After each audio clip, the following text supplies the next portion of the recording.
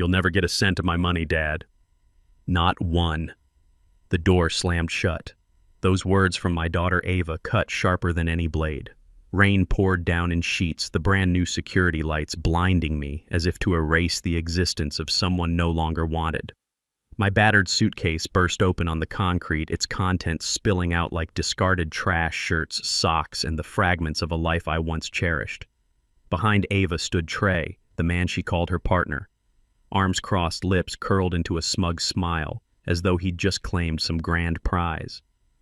The brand new house glistened behind them, ribbons still hanging from the door. The sold sign tilted on the lawn as if mocking me. I didn't argue. I didn't beg. I just stood there in the rain, letting the icy drops crash down on my shoulders. Ava thought tonight she had erased her father from her life. But there was one truth she didn't know: the ticket she was building her happiness on was never really hers to begin with. Don't forget to subscribe to the channel and comment where you're watching from. The rain pooled around my shoes, turning the gravel into mud. One by one, I picked up my shirts, my socks, even the shaving kit I'd used for 20 years. They slipped from my hands, soaked as if they too were rejecting me. Trey leaned against the doorway, his voice carrying smug satisfaction. You heard her, old man. Get moving. Don't make this harder than it needs to be. I looked up at him. Not with rage, not with pleading, just a calm that seemed to unsettle him. My silence was my shield. Ava glanced at me once more, her face unreadable in the flood of the security lights. She'd once looked at me with trust, with a kind of fragile affection. Tonight her eyes were flat hollow, as though all history had been scrubbed away. I zipped up what I could fit into the suitcase. The rest socks, and an old photograph of me and Ava at a fair when she was 8, stayed where they fell. She didn't even bend to pick them up. Dad, she said, her tone clipped. I told you already. You have no right to be here. No right to my house, to my life, to my money. None of it.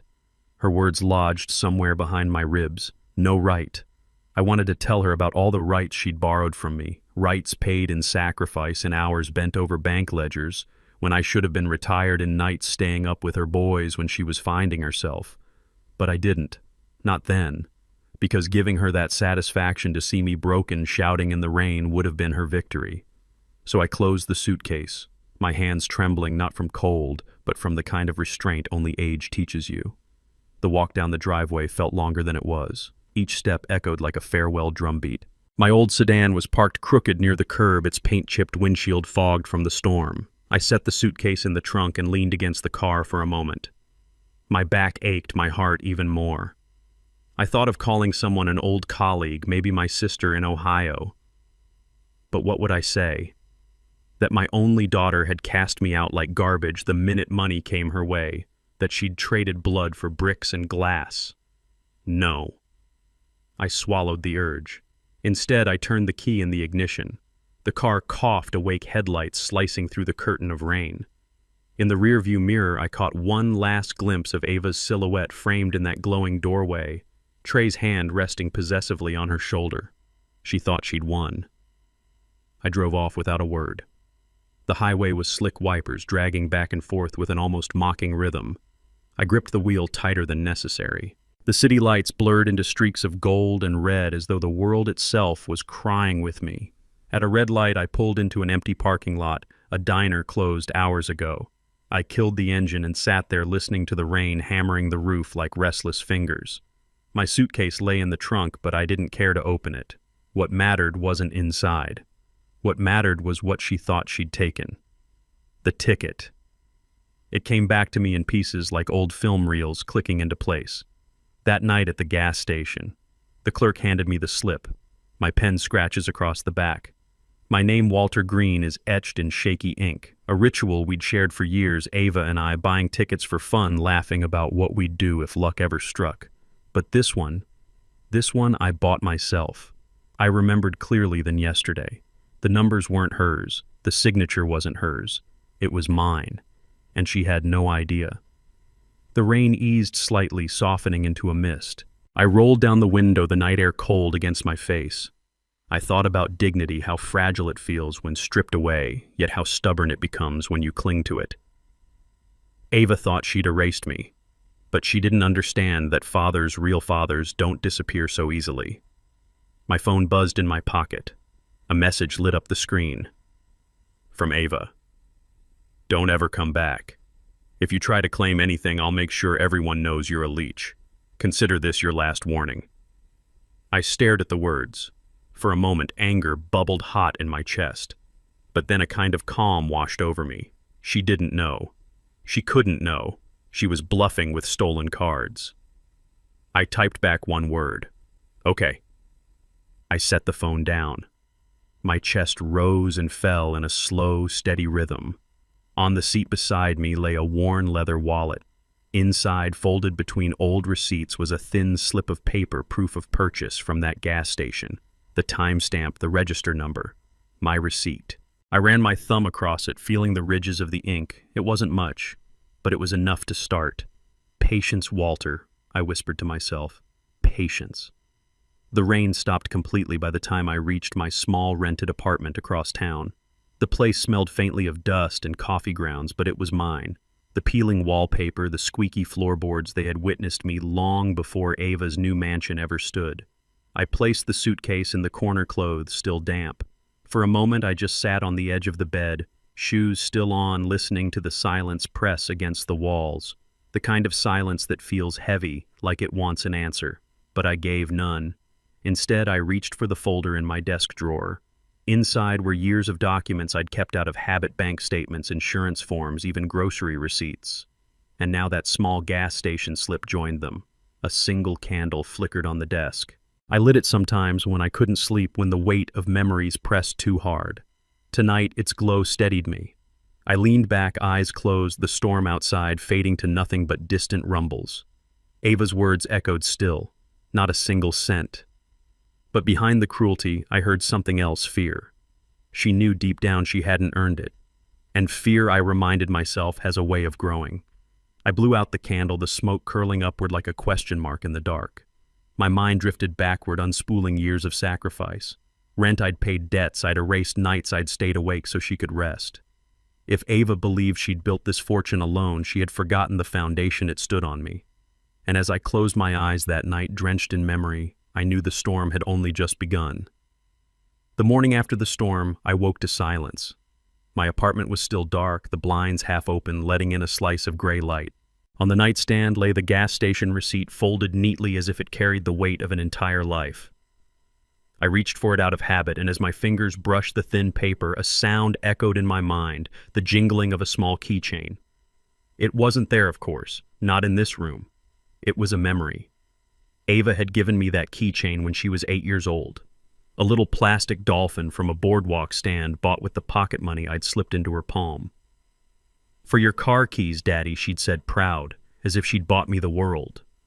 That dolphin had hung on my keys for decades, through every job change, every late-night drive, every move.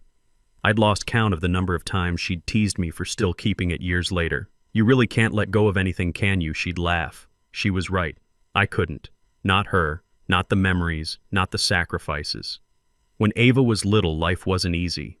I was working at the bank back then, mid-level, nothing glamorous. Her mother, Margaret, had already left by the time Ava turned 5. She said she needed freedom, that marriage felt like chains. She promised she'd visit. She didn't. So it was just me and Ava. I packed her lunches, learned how to braid her hair badly enough that she'd sigh and redo it herself, and sat through every school recital. I still remember one night when she came home with a crayon, drawing a stick figure with a tie holding the hand of a smaller figure with pigtails. The caption said, "My dad is my hero." I kept that drawing pinned above my desk until the paper turned yellow at the edges. But heroes grow old, and children grow restless. By the time she was 15, Ava started to pull away. She wanted nicer shoes, the kind her friends wore. She wanted rides to the mall, not walks to the library. I did what I could, overtime shifts, credit cards stretched thin. She didn't notice the nights I came home with swollen feet or the stack of unpaid bills tucked into the drawer. Why would she? She was a teenager. Still, there were cracks. I remember one evening she was 16 and she came home furious. "Dad, why can't we have what everyone else has? Why do we always have to struggle?" Her words hit me harder than she knew. I wanted to tell her we struggle. I chose to keep you. After all, I chose to stay when your mother left because I gave up chances at promotions so I could be home at night. But I didn't say that. Instead, I just nodded and promised. One day, Ava, things will be different. I'll make sure of it. And maybe that was my mistake, making promises without proof.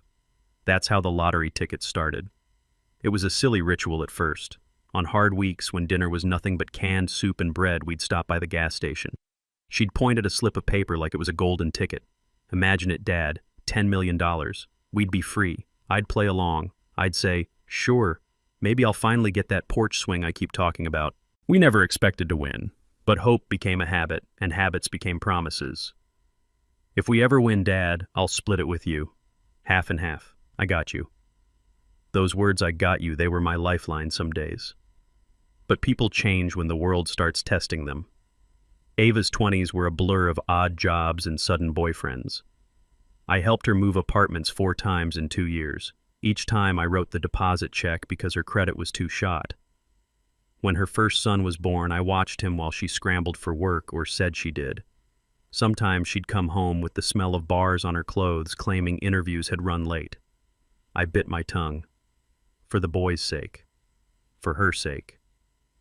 Dad, you're my rock, she'd say. I don't know what I'd do without you. And I believed her. God help me, I believed her. But belief is fragile. I remember the first time I caught her lying about money. She'd asked me to cover the electricity bill. I did.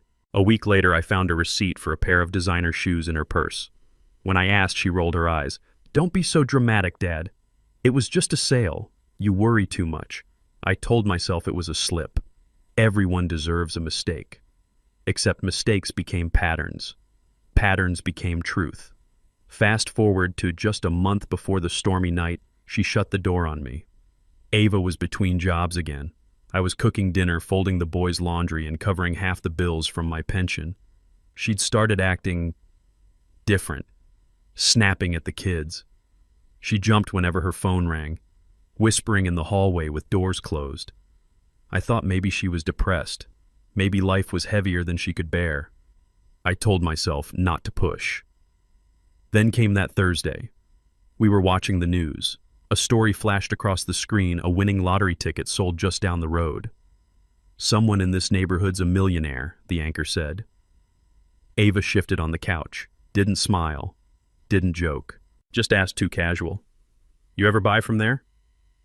Yeah, I said. Picked one up Monday with the groceries. Why? She shrugged. Just curious. The next morning the ticket was gone. I wanted to believe she hadn't touched it. That may be, I misplaced it. I searched the drawers, the fridge, and under stacks of mail. All I found was the magnet that used to hold it. Just the magnet. A hollow smile staring at me from the white door of the fridge. I didn't ask her. I didn't want to see the lie in her eyes. Instead, I clung to her old promise, the one she'd made when she was 12 with crayons still on her fingers. If we ever win, Dad, I've got you.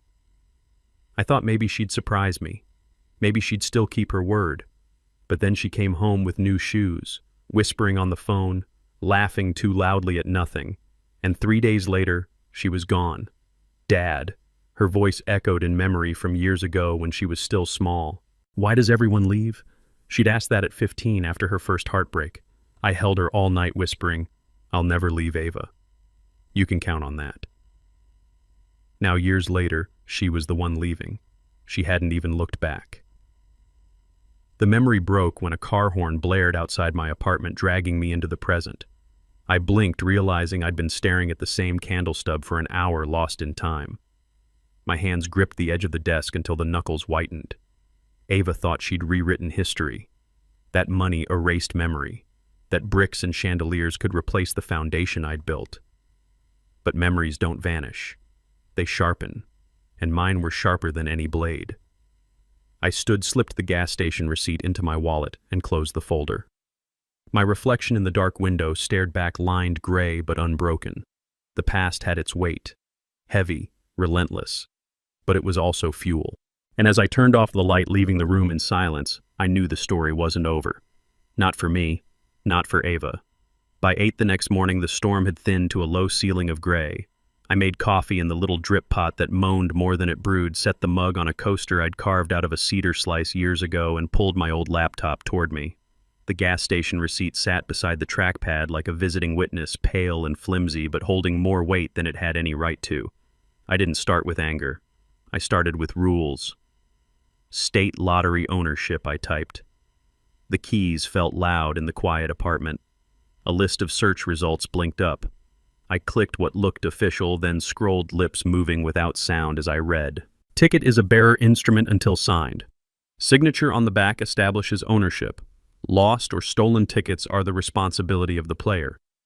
Disputes may be investigated. That last line I read twice, then a third time, letting each word settle the way a carpenter checks the fit of a joint before driving the nail. Signed. I knew I'd signed it. It's an old habit one I picked up during my years at the bank, back when small details could save big problems. I taught tellers to ask for signatures to match names and to never assume good faith could do the work of good procedure. Funny, I thought that the habits I drilled into strangers might be the thing that saves me from my blood. I dragged a blank document onto the screen and began a list. Evidence. Beneath it I typed 1 receipt, Gas and Quick of 412, Monday 7:41 p.m. 2. Signature on back. 3. Camera footage if available. 4. Bank record of purchase. I took a slow sip of coffee. It had gone tepid already, the way things do when your mind wanders. I reached for my wallet, slid out the receipt, and laid it flat against the desk. The numbers were there: date, time, terminal ID, the $2 line for a QP lotto. I opened my bank's website, the one I had scolded colleagues for making too complicated, and logged in. My pension hits on the third utilities drain on the first grocery transactions make valleys in between. Life leaves a graph behind. I drilled down to the right day and found what I needed. Gas and Quick number 412, 12,478, the milk, the bread, and one extra line that wouldn't show separately, but I remembered paying with a 5 and receiving change, then tapping my card for the rest. It wasn't perfect, but it was something. A small sound broke the room, the old refrigerator's compressor kicking on, and I realized I'd been holding my breath. I printed the bank page, then the lottery rules, then the page with the commission's fraud reporting address. The printer coughed out the paper lopsided. I straightened the stack, squared the edges against the desk, then stapled the top corner with the careful precision of a man who still believes neatness is a kind of prayer. The signature I said aloud, and the word floated there like a stone I'd thrown into a lake to see how far the ripples would reach. I didn't have the ticket. She did. But I had something I didn't realize might matter until that moment, the way I've started to take pictures of small things because memory has grown slippery in spots. A habit born of age and a flip phone upgraded against my better judgment. I opened the photo library, which is a grand word for a small crowded box. Screenshots of football scores, a crooked selfie my grandson made the last time I took him for ice cream, and a blurry picture of a lawnmower I was thinking of buying. I scrolled, looking for the shape I hoped I'd find. Not the numbers, no, but the yellowed corner of the fridge in Ava's old kitchen, the gaudy magnet shaped like a sun she bought at a thrift store, and a white slip caught beneath it. I had texted the numbers to myself sometimes so I wouldn't forget to check them later. There. A photo taken on Monday. It wasn't art. I'd snapped it to send to myself so I could check it that night, then forgot about checking. The ticket was angled, my phone had focused on the magnet's black eye instead of the print, but the digits were legible under a pinch and zoom, and at the bottom, smudged by kitchen light.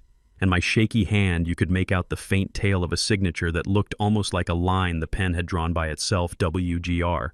It didn't scream proof, it whispered it. But whispers count when they're true. I saved a copy to a folder named after the case the bank used to keep for fraud CFU.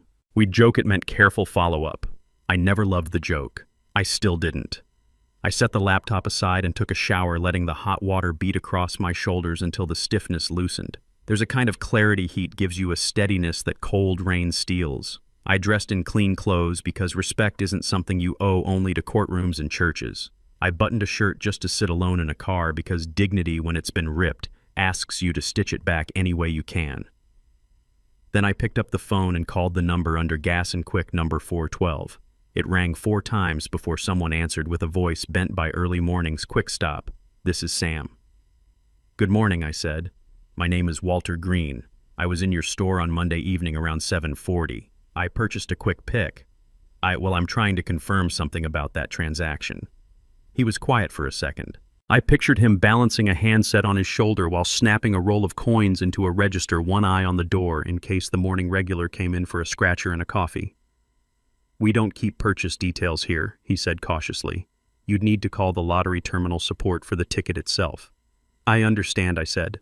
"I'm not asking you to confirm the numbers. I'm asking whether your camera, if you have one over the counter, captures the register area. I signed the back of the ticket at your counter. I'm hoping to verify that." He exhaled the way people do when they don't want to say yes and don't want to say no. "Our cameras record locally. We keep about 2 weeks' worth before it cycles. We don't give out footage to just anyone." "I wouldn't ask you to," I said. "If I came down with my ID, could I see whether it exists? If it does, I'll go through the proper channels for a copy." Another pause.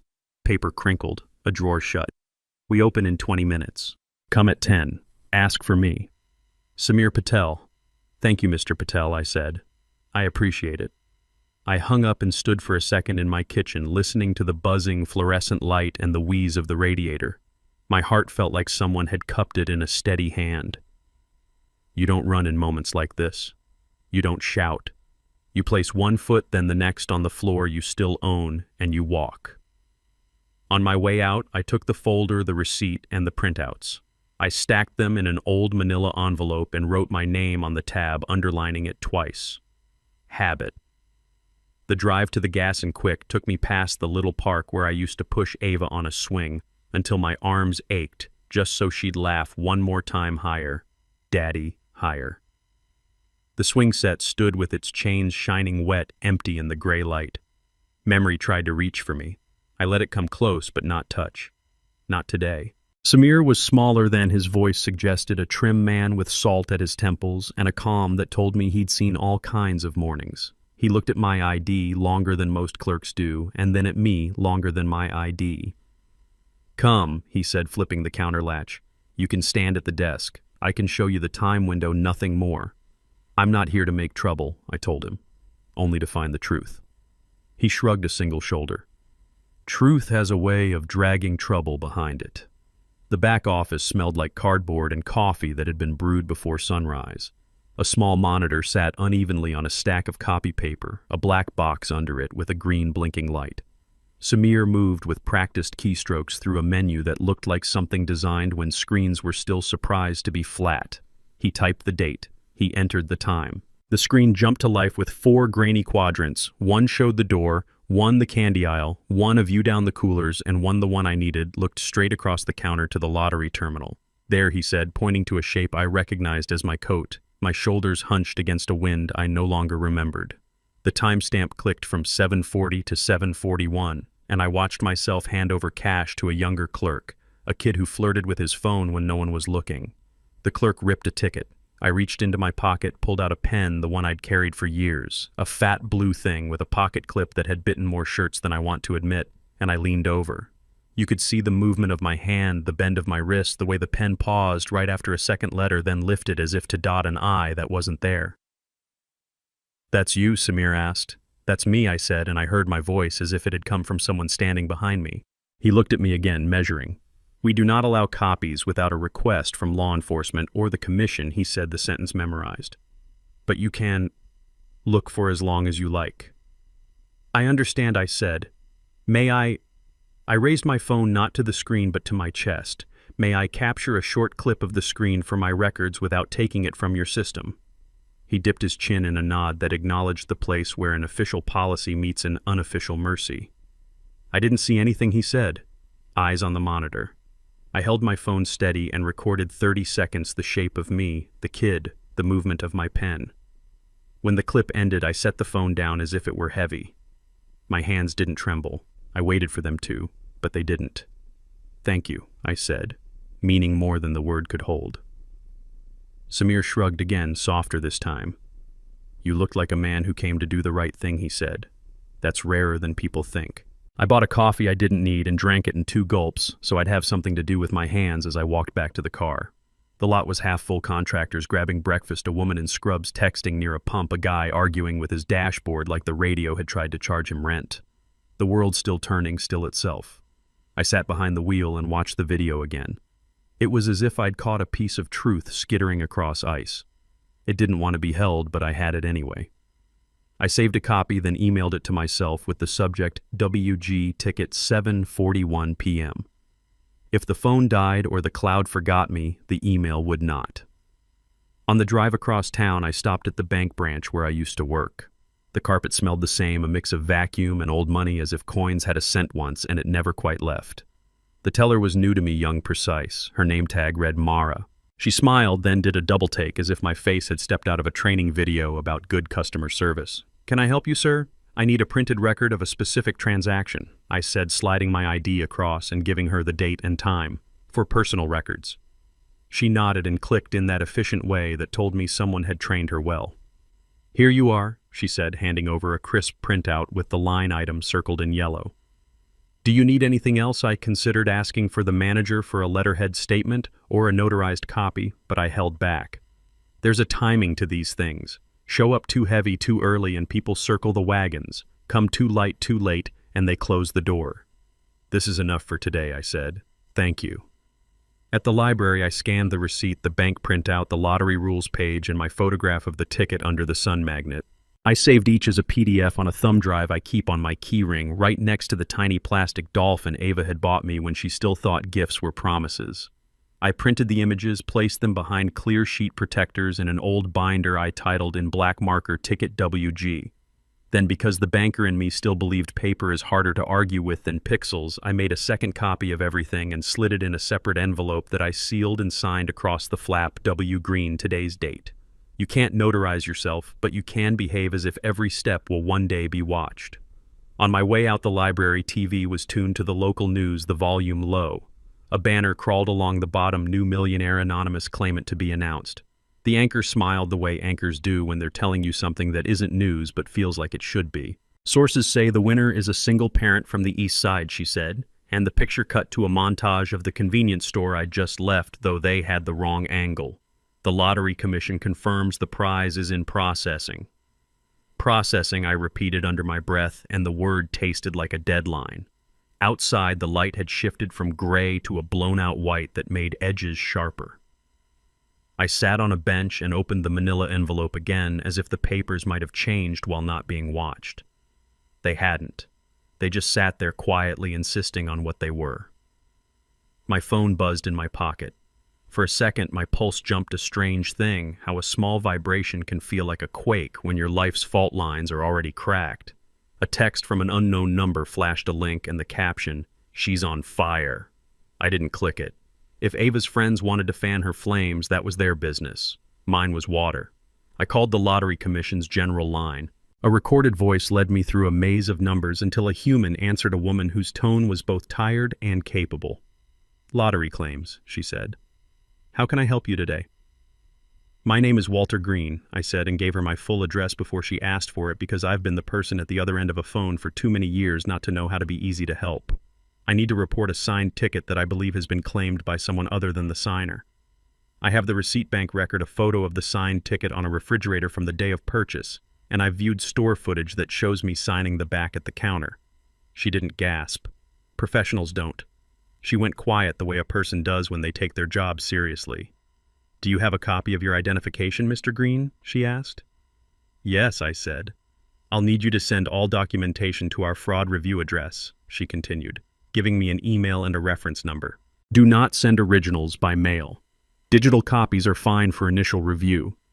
Once opened, we can place a hold on any processing related to the ticket while we investigate. I want to be clear, we'll need to verify independently timestamps, camera systems, and terminal logs. But your description meets the criteria to open a case. Can you tell me whether the payout has been issued?" I asked. "I can't discuss another person's claim," she said, "but I can tell you processing is not immediate, and if you submit today, a hold can be placed pending review." I wrote the email address and reference number in my notebook. I underlined it twice. "Thank you," I said, and meant it. At the apartment, I set my phone camera on a stack of books and recorded my screen while I narrated what each document was: receipt, date, time, photo of the ticket on the fridge, bank record, footage clip of me signing. I emailed the files to the commission, copying the reference number into the subject line. Then I printed the sent email for the binder because, again, paper is a stubborn thing. It refuses to be edited without leaving fingerprints. My stomach reminded me I hadn't eaten. I opened a can of soup, not because I wanted it, but because the body is a house you must maintain if you want to keep living in it. I ate at the counter with the manila envelope under my elbow as if proximity could keep it safe. I washed the bowl, dried it with a frayed towel to string, and hung it back on the hook where it had lived longer than some of my regrets. As the afternoon dipped toward evening, I made one more call. Not to Ava, not to Trey. To a name I hadn't said out loud in a while, Dana Briggs. We'd served on the church finance committee together when I still had patience for meetings that were mostly about who forgot to refill the sugar bowl. She'd always asked good questions about process and less pleasant ones about people. Now she practiced law out of a modest office near the courthouse, the kind of place where the chairs weren't designed to impress you. Her voicemail picked up. "This is Dana. Leave it." "Dana," I said after the beep, "it's Walter Green.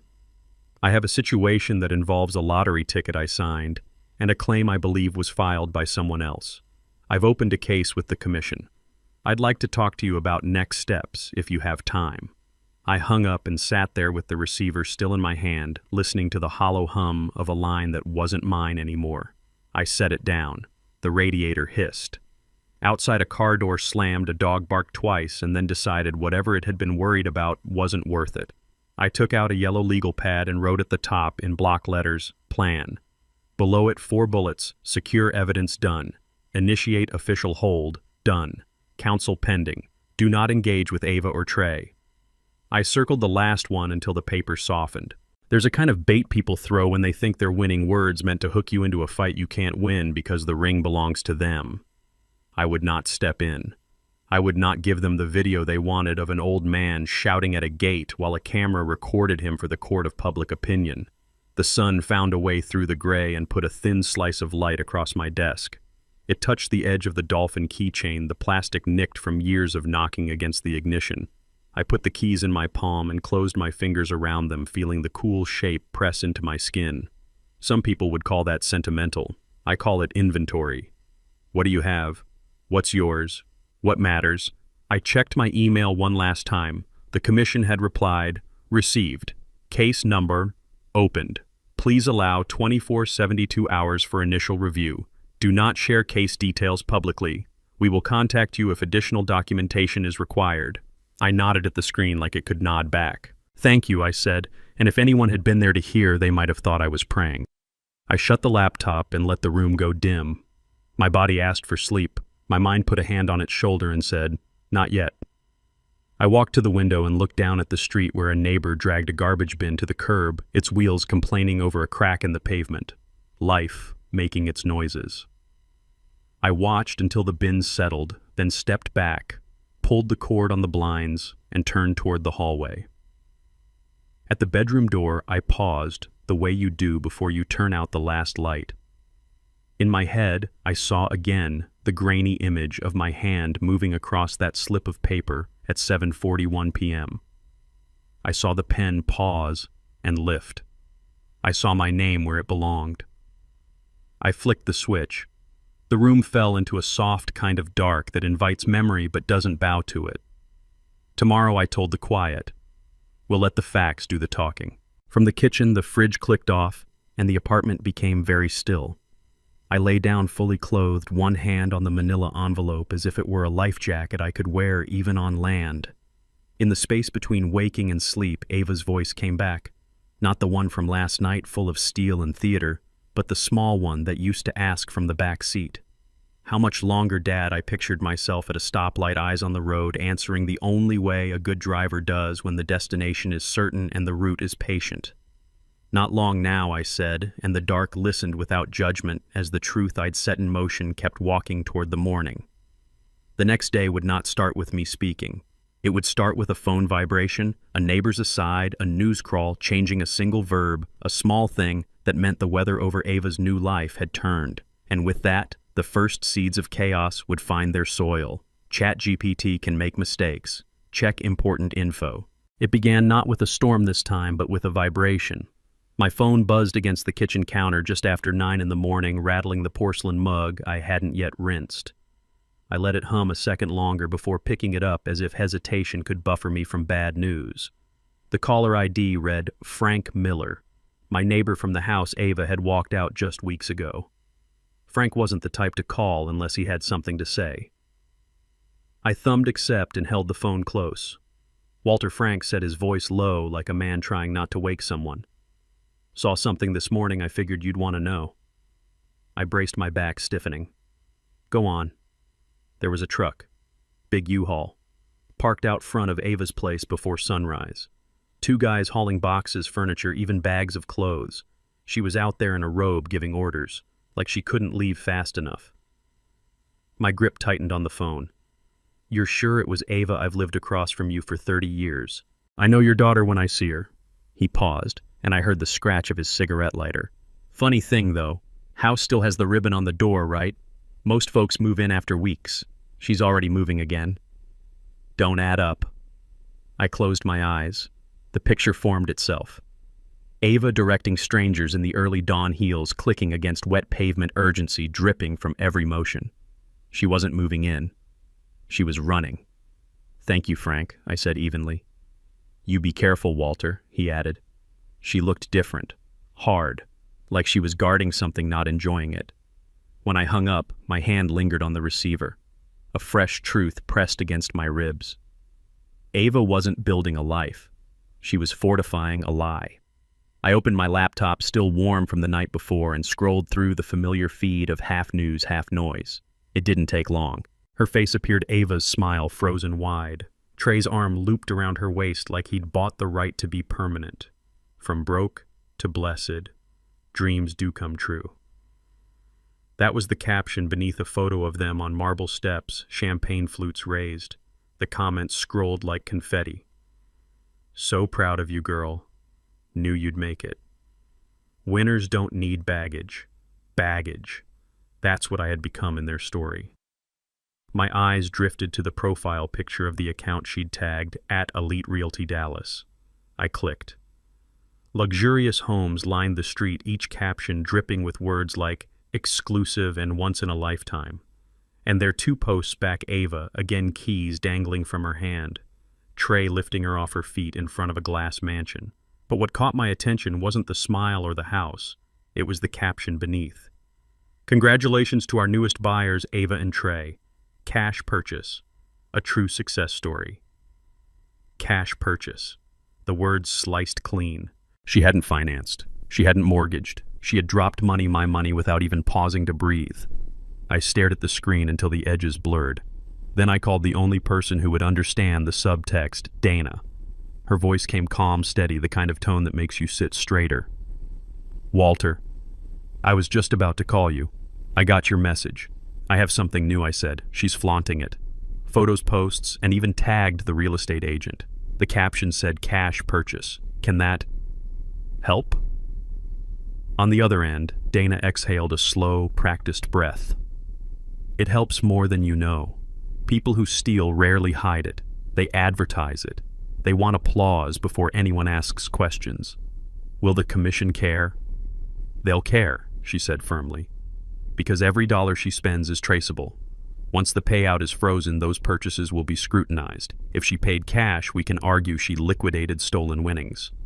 That ties her claim directly to fraud. I let the silence carry for a moment. Then, so her arrogance is evidence. Exactly. Keep collecting, Walter. Screenshots, timestamps, anything. Don't engage. Let her write her indictment. The conversation ended, but her words echoed, let her write her indictment. So I did. I scrolled deeper into Ava's profile, saving everything, the rooftop parties, the glittering handbags, the champagne fountains. I wasn't looking at celebrations. I was looking at confessions typed in gold font.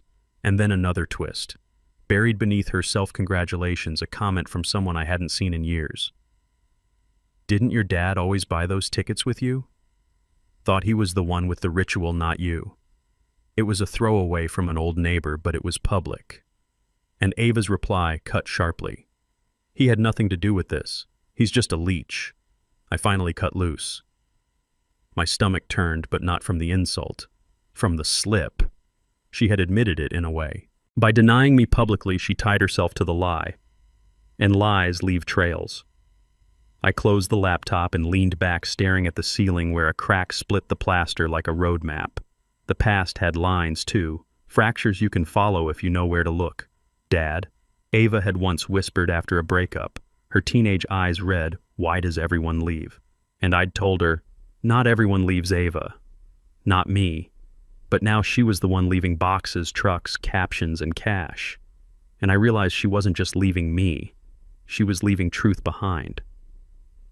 The day slipped toward evening.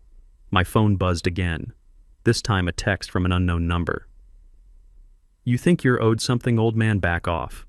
She doesn't need you. No signature." But I knew the rhythm. Trey. I stared at the words, my thumb hovering. Then I locked the screen. Silence was heavier than any reply. As dusk pressed against the window, I sat with the binder in my lap. Inside were papers, receipts, screenshots, the skeleton of a story that hadn't yet learned to stand. Ava thought she'd erased me, but every move she made carved her name deeper into the record of theft. The night fell, the apartment quiet except for the hum of the radiator. I rose, walked to the window, and watched the street lamps blink awake one by one. Their glow reminded me of fireflies Ava used to chase in the yard back when wonder was enough. Now the glow came from screens and spotlights, from attention bought and borrowed. But just like fireflies, it wouldn't last. I let the blinds fall shut. The room slipped back into shadow. And in that shadow, I felt the first seed of chaos take root. The next morning wouldn't start with me.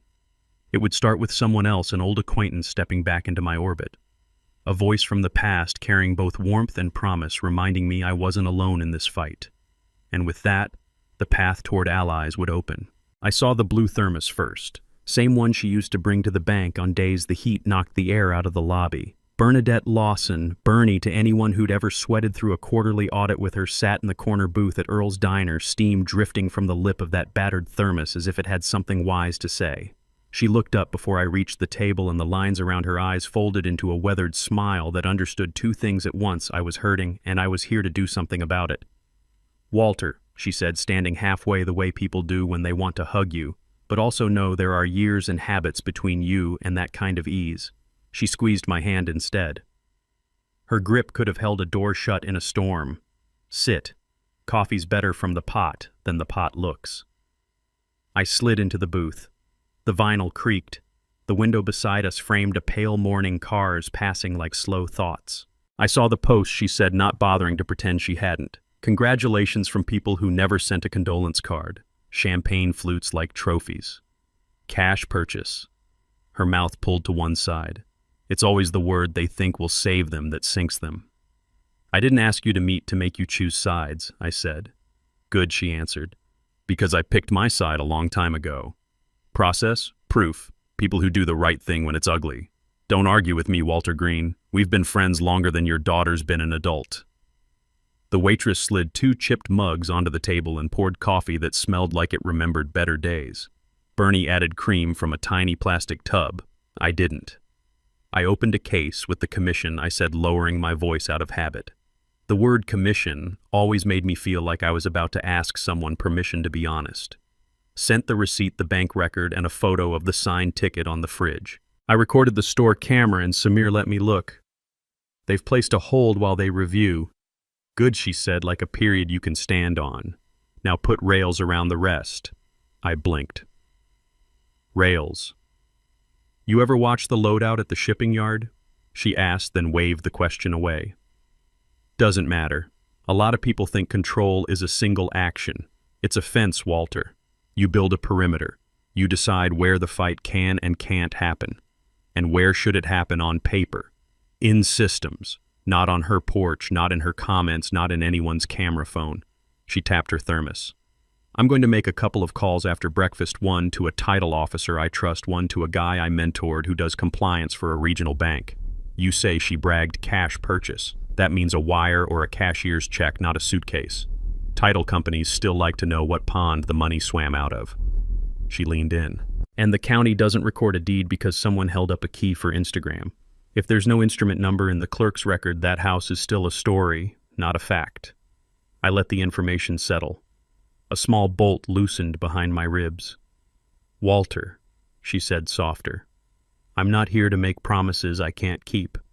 I'm here to create friction where there's been nothing but glide. That's usually enough to let the truth catch up."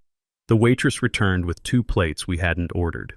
"Bernie's special," she said, setting down eggs and dry toast like holy offerings. "He looks like he needs it. I owe you." I told both of them and meant it. "You'll get your turn," Bernie said. "Right now, eat." I picked at the toast more because she asked than because I was hungry. The diner hummed with those small sounds that make a life feel held together, silverware against plates. Someone laughing too loud, the door chiming when a regular walked in. I set the mug down and felt the table's wobble come up through my palms. Bernie slid a folded napkin under the short leg without looking. She'd been fixing wobbles longer than I'd been admitting I needed something to lean on. "Your message said you had..." "Something else," I said. She nodded. 2 somethings. "First, the person who runs recordings at the county clerk's office owes me favors that aren't illegal, just old. I texted her on my way here, Marta Castillo. If a deed came through for that property, it'd be stamped with an instrument number within 24 hours. She says as of 8 a.m., there's nothing with your daughter's name. The sale may be pending. Depending on the title company, funds might be sitting in escrow. If the commission's hold touches the source, escrow freezes itself. Meaning she can stand on those steps with a key until her heels crack, but the floor may be mostly air." I exhaled a breath I didn't know I'd been hoarding. And the second something, Bernie looked past me at nothing and everything, the way old bankers do when they line up a set of accounts in their heads. "Trey," she said. The name landed like a coin tossed on a counter. "What about him?" "The compliance kid I mentioned. He pulled a public record sweep when I told him there might be a fraud review orbiting that household. It's not a deep dive, not anything private. This is open source civil filings, liens, bankruptcies." She paused, measuring me. "Your daughter's partner has 2 prior collections he settled for pennies on the dollar and a recent denial on a store card. That isn't a crime. It's a pattern. He knows how to spend money that isn't his and how to walk away from the bill." I let the information pass through me like a cold wave. It didn't change what I had to do. It changed how I understood where I stood. "I'm not using that to smear him," I said. "Good," she said. "You're using it to understand that the gravity pulling Ava toward bad decisions has a name and a history. We're not going to demonize, we're going to diagram. We ate until the food was mostly a memory." Bernie unscrewed the thermos cap and poured a refill into her mug like a ritual that kept mornings possible. "When we're done here, we'll walk 2 blocks to my office. I'll draft a formal notice to the title company that a state investigation is open on the source of funds tied to a claim. Dana can decide whether to file a lis pendens later. For now, a professional courtesy letter will make a junior escrow officer very polite, very fast. Then we'll drive to see Samir and ask if he'll sign an affidavit. You don't twist arms. People remember resentment longer than they remember truth. You make it easy to be useful. You always did know where the lever goes," I said. "And you always kept the hinge oiled." She pushed her plate away. "One more thing before we go." "What's that?" She reached into her tote and slid a thin black voice recorder across the table. "Don't use it to bait. Just keep it on you. If someone calls you, you'll forget the exact words later, and words matter. In this state, one-party consent applies to recording your calls. Check your lawyer's preference. Keep a log. Dates, times, summaries. The smallness will save you." I ran my thumb along the recorder's edge. The device felt like a truth you could carry. We paid in the way people do when they respect each other, argue once, then let the one with more insistence win. Outside, the air carried that thin winter smell of metal and damp paper. Bernie's office sat above a hardware store that had been selling the same nails since 1974 and saw no reason to stop. Her sign read, "Lawson Consulting Risk and Controls," in letters that didn't try to impress. She worked at a desk that had too much wood and not enough varnish, the kind of surface that forgave your mistakes. "Marta says she'll call back when she gets into the deeper queue," Bernie said, already typing. "In the meantime, I'll draft." I stood at the window and watched a man load bags of soil into the trunk of a car that didn't look like it belonged to anyone who planted things. People surprise you. They buy dirt when it's cold because something needs rerooting inside them. Bernie read as she wrote. "To whom it may concern at Lone Star Title, if that's not the title, we'll amend. We are writing to inform you that funds tied to a pending lottery claim are under formal review by the State Lottery Commission. No accusations are leveled toward your office. Rather, we request prudence regarding disbursement or recording until verification is complete. Attached is reference number from the Commission. Counsel of Record Dana Briggs Escrewer. She stopped, looked up. Put Dana's number. She'll pick up if it keeps this clean, I said. Good. Click clack. Done. PDF in your email in 2 minutes. I'll send it, but it should come from your lawyer. Ask Dana to forward so the chain of custody is pristine. Thank you, I said. The 2 words felt small. They were all I had. Bernie's desk phone rang. She put it on speaker without the theater people use when they want to be overheard. Lawson. Bernie, it's Marta. A woman's voice crackled, brisk but warm. I checked the index again. No deed recorded on the parcel listed under that address, at least not under the names you gave me. There's a preliminary filing from Elite Realty, just a notice of intent to sell recorded last week. That's a listing thing, not a closing thing. If they wired a purchase, escrow's still holding the money or waiting on something. If you want official copies, submit the request formally. Thank you, Bernie said. We'll go through channels. Say hi to the hardware man for me. Marta added, then hung up. Bernie looked at me. Sea glide, not ground. You have time. Time. The first resource I hadn't had since the front door slammed in my face. We drove to the Gas and Quick. The parking lot smelled like gasoline and bread from the little bakery next door that only makes 3 things, but makes them as if the town's happiness depends on it. Samir stood behind the counter counting out quarters from a paper roll.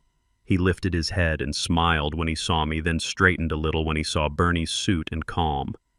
Mr. Green, he said, you brought someone who looks like my accountant. Bernie extended her hand. I'm a friend, and a translator of sorts between what a person knows and what a system requires. He shook her hand. How can I help? We'd like to ask if you'd be willing to sign a short affidavit, she said. It would say in your words that your store cameras captured Mr. Green signing the back of a lottery ticket at approximately 7:41 p.m. on the date shown.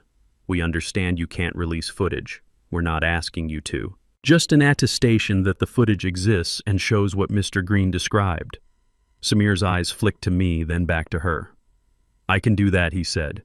If it stays about what I saw, no more. No more, Bernie promised. We'll keep it simple. She produced a 1-page form from a folder with blank lines where a person could put their truth in the right order. Samir read it silently, pen hovering. He made a small edit adding to the best of my knowledge after the sentence about the timestamp. Then he signed, printing his name slowly. Bernie dated and time-stamped it. We all breathed a little easier. At the library on the way back, we made 3 copies, one for Dana, one for the commission, and one sealed in my binder with an elastic band around it as if I were wrapping a wound. Back in Bernie's office, my phone buzzed with an email from the Lottery Commission. Acknowledged case hold in place. Additional documentation received. Next update within 48 hours. No exclamation marks. The best kind of email. Forward to Dana, Bernie said, already reaching for her phone. I'll call her too to expect it. We sat in a quiet that didn't feel empty. It felt like the kind of quiet that happens after you build a scaffold and step back to see if it's plumb. I don't know how to pay you, I said finally. You already did, she said. You showed up with facts, not fire. People spend their whole lives confusing one for the other. You didn't. Her desk phone trilled again. She put it on speaker without looking. Lawson. A voice I knew came through, steady, precise. This is Dana. I just got Walter's forward and your message, Bernie. I'll send the letter to the title under my letterhead within the hour. I'll also call the commission to confirm the hold aligns with their internal SOPs. Walter, do not engage with Ava or Trey. If they reach out, record the call and document as we discussed. I have a recorder, I said, and a log. Good, Dana said. I'll ping you both once the title acknowledges receipt. The call ended. I exhaled through my nose the way my father used to when he'd finished hammering the last nail and was deciding whether the job earned a beer or a story.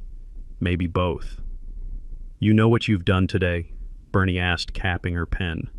You moved this from their theater to your terrain. Their theater, I repeated, tasting how right it was. Bright lights, loud music audience that doesn't ask for tickets. And no ushers, she said dryly. We're ushers. We point to the seats that exist and tell people where they belong. A small laugh found me. It didn't last long, but it was real. My phone lit up with a text at that moment. Unknown number again. You like playing games, old man. You're going to lose. No punctuation. Like the sender thought grammar was a kind of surrender. I didn't answer. I reached instead for the recorder, clicked it on, and spoke quietly into it. 2:14 p.m. Text received from unknown number. Content threat. No reply. Logged. Then I set the device down beside the dolphin keychain on Bernie's desk. The plastic dolphin's tail caught the light and sent a small bright shape onto the wood like a fin breaking the surface. Bernie watched the reflection skitter. You still keep that, huh? It's made it through more moves than my pride, I said. Good, she answered. Both are more stubborn than they look. We finished the day in increments. Dana's email went out with the title. Title replied with something bland and beautiful. We have received your correspondence and will respond upon internal review. Translation, we heard you, we're pausing. Marta confirmed again at the close of business, still no instrument number recorded. The commission's case portal showed my documents in a list with green check marks. I copied the screen and printed it because habit, because paper. On the way down the narrow stairs to the street, Bernie paused on the landing and turned back to me. This is where I tell you a thing you already know, she said. There will be a moment when she calls, not to apologize, to negotiate your patience. She will make small noises that sound like remorse but are really logistics. If you want to save yourself pain, say as little as you can and only what you'd be proud to read back later. I can do that, I said, though I wasn't sure if it was a promise to her or to the man I'd been before all this started. She took my hand again, that same steady grip from the diner. You're doing fine, she said, and even when you're not, you're still doing right. We stepped onto the sidewalk. The hardware man was rolling a barrel of salt to the curb. The sky had a look that said the evening might freeze. Bernie pointed with her chin toward my car. Go home. Eat something that doesn't come from a can. If the phone rings, let the recorder hear it first. And you? I asked. I'm going to buy nails even if I don't need them, she said. Sometimes you support a place simply because it's been standing where it should for longer than you deserve. We laughed soft and brief, then went our separate ways. In the driver's seat, I sat with my hands on the wheel but didn't turn the key yet. The binder rested on the passenger seatbelt, looped through its spine as if it were a person I was getting home safely. The streetlight came on early, throwing a clean white across the dashboard. My phone buzzed with an email from Dana. Title acknowledged pause. Commission confirmed hold in the system. We keep our lane. I nodded to no one. The dolphin keychain clicked lightly against the column when I shifted into drive. In the rear view, I caught a sliver of Bernie through the hardware store's window head, bent over a bin of screws, the shape of someone who knew where the small pieces go, so the whole stays together. I drove home the long way past the park, past the bench where I'd sat with my grandson licking ice cream before the sun decided to forgive the day. Past the church where I used to count bills from the collection plate carefully enough to embarrass the generous. Past the street where Ava learned to ride a bike and I learned how to run beside someone without grabbing the handlebars when they wobbled. You have to let them course correct. You don't have to pretend the ditch is the road. At the apartment, the radiator hissed a welcome. I warmed leftovers in a pan because Bernie's voice followed me and I didn't want to argue with good counsel. I ate at the counter with the recorder beside me, the little red light off, but ready. When I washed the plate, I used more soap than necessary, as if cleanliness could climb up into the rest of my life and make order. I sat finally and opened the binder again. The documents didn't tell me I was right. They told me what was true. There's a difference. One begs for agreement. The other isn't waiting.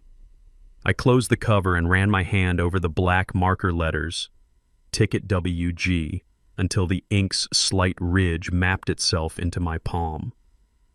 Outside somewhere, not far, a siren wailed, then settled. A neighbor sang to a baby in a language I didn't understand, but recognized as love. The building breathed. The phone didn't ring that night, not with voices I needed to hear, not with apologies I didn't. I set the recorder on the nightstand anyway. I placed the dolphin on top of it like a paperweight against forgetting. Before sleep took me, I spoke once into the dark to the part of me that wanted to knock on a door and demand history back. Stay, I said. We keep our lane. Morning would bring paper, the good kind. Dana's drafts. Samir's affidavit notarized. The title letter on letterhead. A formal packet to the commission with an index that a judge would nod at. Quiet tools for a loud problem. And with them, the next turn of the screw. ChatGPT can make mistakes. Check important info. The sound was faint, almost polite. A mechanical click followed by the whir of my old printer warming itself awake. The first sheet slid out, curling at the edges, smelling faintly of heated ink. On the page was the opening line of Dana's affidavit draft I, Walter Green, purchased. Quick Pick ticket number X3427 at Gas and Quick number 412 on Monday at 7:41 p.m. Signed the back immediately upon purchase and retained possession until it was unlawfully taken. That sentence sat heavier than the page it was printed on. It wasn't just paper. It was the first nail in a structure meant to outlast lies. The day began not with grief, not with rain, but with tools, printer, stapler, recorder, pen. I spread them across the kitchen table as if arming myself for a quiet war. The world fights with noise. I would fight with proof. The phone rang at 9. I hit record on the device Bernie had given me before answering. Walter, it's Dana. Calm as always. The affidavit is ready. Bring your documents. We'll notarize and index everything today. And one more thing. Keep your phone near. If she or Trey calls, let them speak. Do not interrupt. Words are evidence. Silence is strategy. I understand, I said. Good, she replied. I'll see you in an hour. The drive to her office felt like crossing invisible borders. Each turn of the wheel took me further from being a father who had been cast aside and closer to a man reclaiming what was his. The city passed by without drama, school buses, stoplights, grocery carts rolling across asphalt, but the ordinariness made my pulse steady.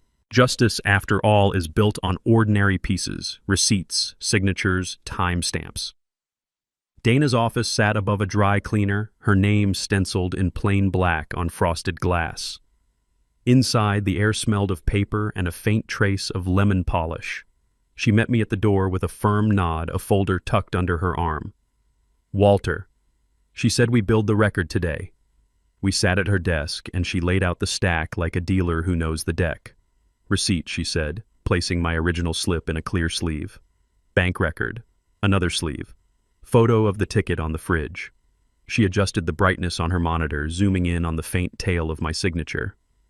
This alone is powerful, she said. It shows contemporaneous possession. Most claimants don't have this. Finally, she lifted the affidavit from Samir, the gas station owner.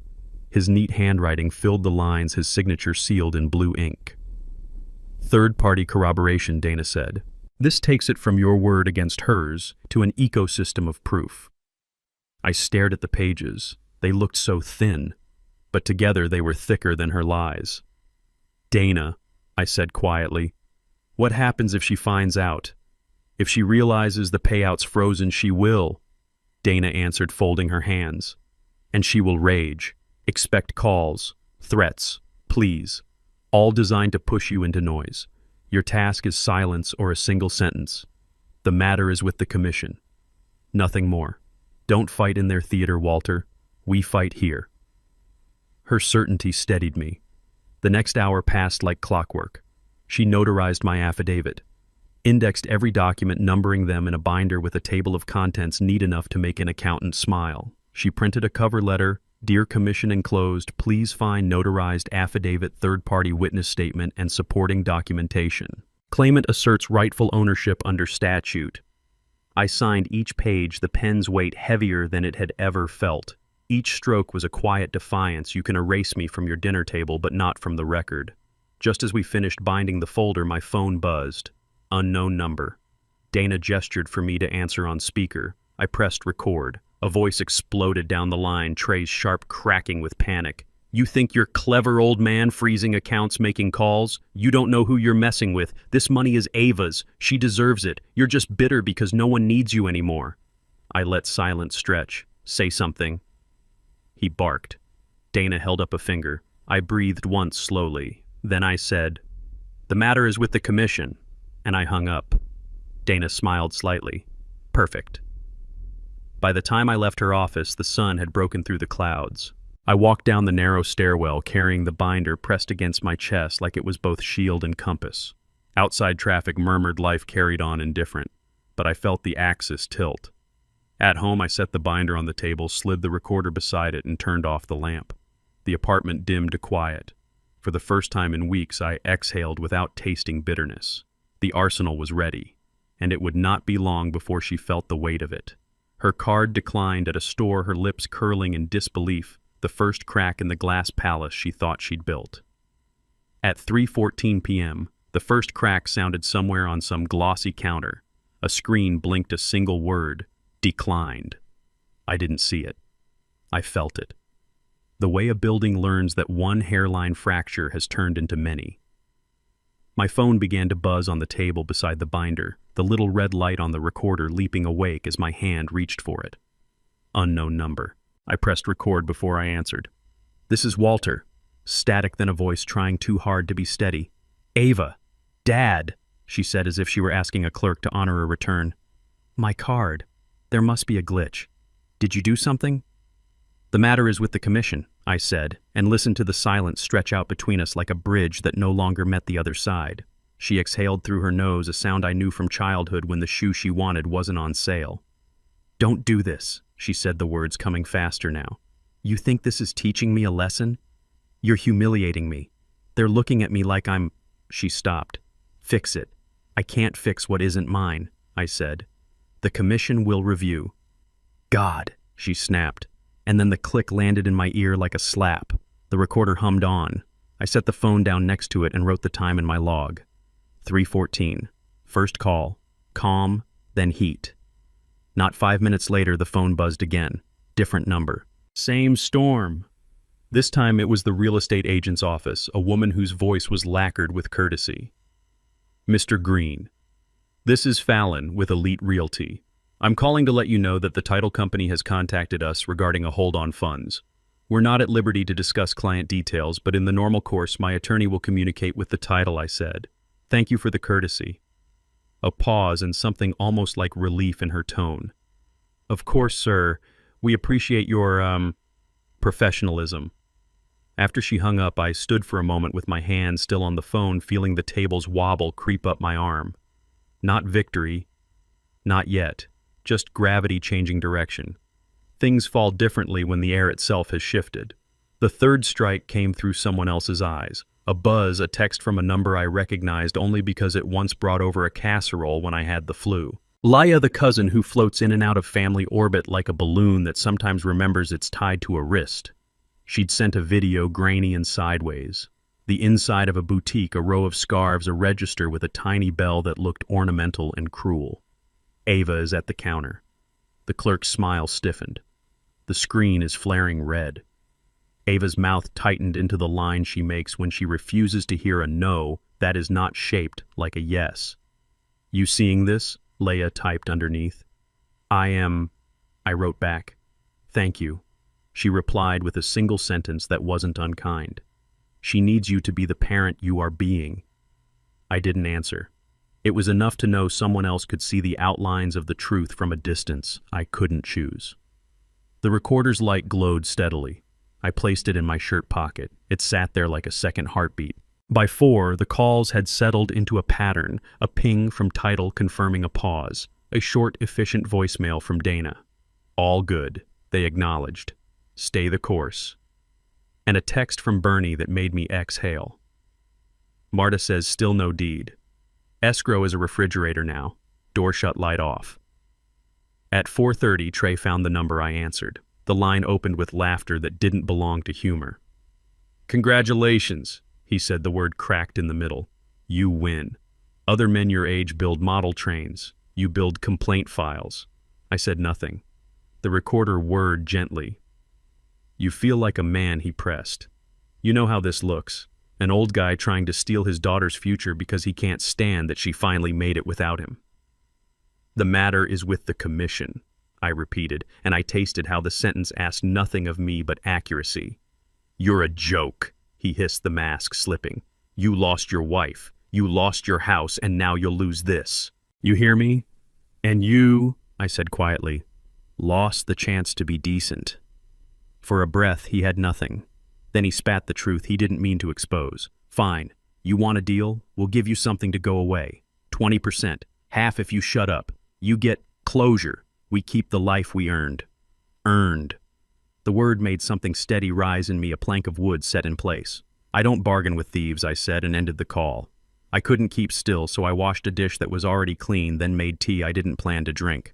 The kettle's thin whistle threaded the room, and my muscles remembered there are rituals older than outrage. I stood by the window and watched the fog lift off the asphalt. The streetlight flickered, decided it wasn't evening yet, and went dark again. The next call I answered.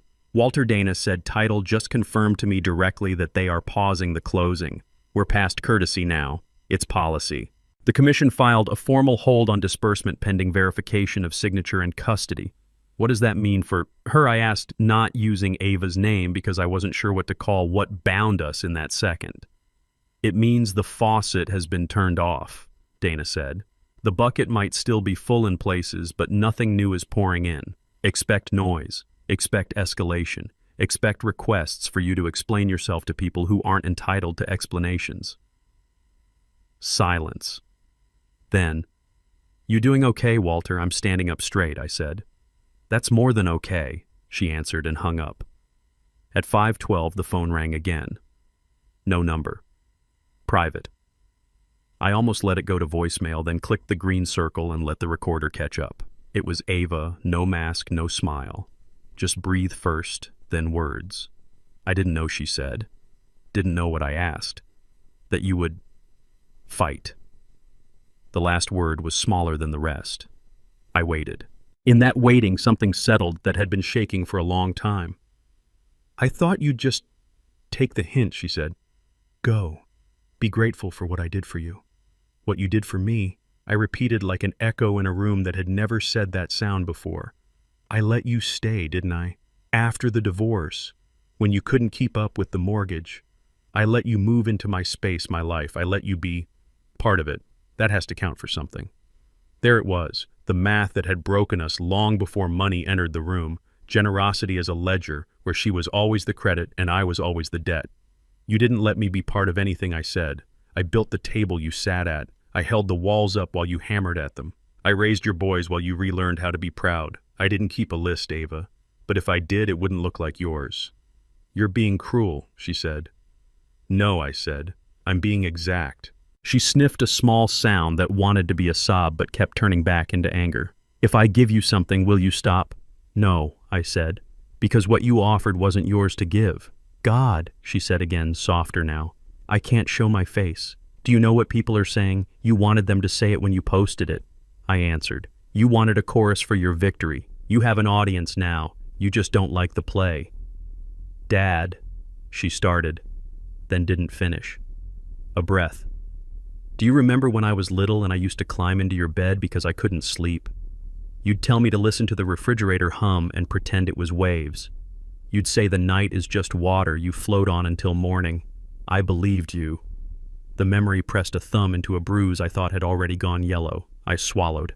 "Do you remember I asked the time you were 12 and you drew me a picture of a little house with a porch swing and you wrote, 'If we win, we'll share'? You believe that too. I was a kid," she said. "Yes," I said, "and I let you stay one longer than you were. I hate you," she whispered, and the line went dead. I breathed out. I wrote the time, the facts, a sentence and a half to mark the places I knew would matter to someone who didn't live inside my bones. I set the pen down and stared at the note until the words stopped looking strange. The evening took its shape, shadows lengthening behind the radiator, the hum deepening until it sounded like waves. I ate what was left of lunch. I made a fresh pot of coffee because the body is a machine and sometimes needs a different kind of fuel. I stood in the doorway to the bedroom and said low, "You're doing fine," because Bernie's voice had become a kind of handrail in my head. At 6, the news finally swung its lens my way. I wasn't on the screen. I was in the crawl along the bottom. Lottery Commission confirms temporary hold on $10 million payout amid routine verification. Routine. The word was a gift. It said this wasn't a spectacle. It was a process. It said the road had lines and I was traveling between them. My phone chimed with a message from Bernie Saw the Crawl. Routine equal oxygen. Keep breathing. I typed back, "Thank you." At 7:02, another text from a number that carried its stink. "Meet no lawyers. Work this out. Trey again or someone who thought like him."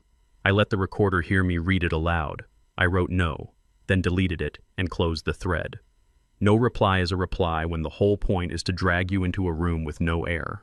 Around 8, the world narrowed to small domestic things that make a life: the slap of a dish towel against the sink, the tiny squeak of a window when you pull it down, the way the last of the daylight curls around the bookshelf and decides to stop there. In that quiet, a sound I didn't expect: the low, slow knock on my door. I froze for a second, a muscle memory from the years when surprise at a door rarely meant harm but sometimes meant debt. I slid the recorder into my pocket, walked to the peephole and looked. Not Trey, not a stranger. Frank, my old neighbor, holding a paper bag like an offering. I opened the door and the hallway light made us both look older than we felt. I was at the deli, he said. They had pot roast in the case that didn't look like it had given up. Thought you might be tired of soup. I stepped aside. Come in. He didn't. He held the bag out and stood like a man bringing news to a soldier. She's in a mood, he said, nodding in a direction that no longer contained my house. Lots of doors opening and shutting, lots of words that aren't meant for old ears. I figured I'd tell you so you didn't think your silence went unheard. Thank you, I said. I meant the food, the report, the respect. He shifted from foot to foot the way men do when they care and don't say it out loud. You did right, he said finally. Not that you need me to say it. It matters when someone you live near a long time does the quiet thing right. He tipped his chin like a salute, then turned. Eat warm, he said, and the stairwell swallowed him. I locked the door and set the bag on the counter. In it, a wax paper parcel heavy with kindness, a loaf of bread that still breathed out the heat of an oven. I made a plate. The meat fell apart under my fork. Some days the universe speaks in protein. The 9th call of the day came while the plate was still warm. This time the caller ID showed a name I hadn't expected: Elite Realty. I pressed record. A different voice, an older man, practiced at apologies that aren't admissions. Mr. Green, he said, this is Robert King. I manage sales oversight. I wanted to reach out personally to assure you that our company respects all legal processes. We have placed a courtesy hold on public-facing posts related to the property in question until the matter you referenced is resolved. In the interim, if any agent of ours misrepresented the status of a sale, we regret that and will correct it. That's appreciated, I said. The words tasted like something grown on rocky soil. He cleared his throat. If your counsel or the commission needs anything from us, they may contact me directly. Understood, I said. Mr. Green. Yes. Not everyone sees the difference between attention and approval, he said. You do. Good evening. He hung up before I could answer. I stood very still for a long moment in the kitchen, breathing through my nose. Attention isn't approval. I'd known that for years, in rooms where applause had nothing to do with integrity. Hearing it now from a man who'd probably never cleaned a dish in my sink, flipped a switch on the inside of a wall I didn't know had wires. By 9, the night had gone honest. It admitted it was dark and stopped pretending it would be otherwise for a while. I set the recorder down on the nightstand and scrolled through the log I'd kept inked in a hand that looked disturbingly like my father's 314 Ava call. Glitch. 4:30. Trey call. Offer deal. 5:12. Ava. I didn't know you'd fight. 600 news crawl. Routine verification. 8:05. Frank, pot roast, doors and words. 8:41. Elite Realty, courtesy hold. I closed the notebook and put my palms flat on the cover. The paper was cool ordinary. It didn't care about my heart rate or my history. It asked a single thing: write what happened, not what it meant. The meaning would settle later. The truth could go first. I turned out the light. In the dark, I could hear the radiator join the building's chorus, a hum I had taught my daughter once to imagine as waves. It struck me as funny and then as very sad that I had taught her the one thing I needed now: float. Don't thrash. Let morning come to you. Sleep didn't come immediately. Thoughts walked loops in my head, the pause at the title, the way Ava's voice had shrunk on that call, the word earned rolling around the room like a marble that didn't know where to stop. When I did finally drift, it was into a dream about fence posts. Bernie's voice saying "Perimeter Walter" as I pressed wood into earth and felt the ground accept it. The phone woke me past midnight. I snapped upright, hit record, and answered. Silence at first, then whispering, Not theatrical. Frayed. Ava again. But the version I hadn't heard in years, the one who used to stand at my door with a nightmare still on her breath. "Dad," she said. "They froze everything.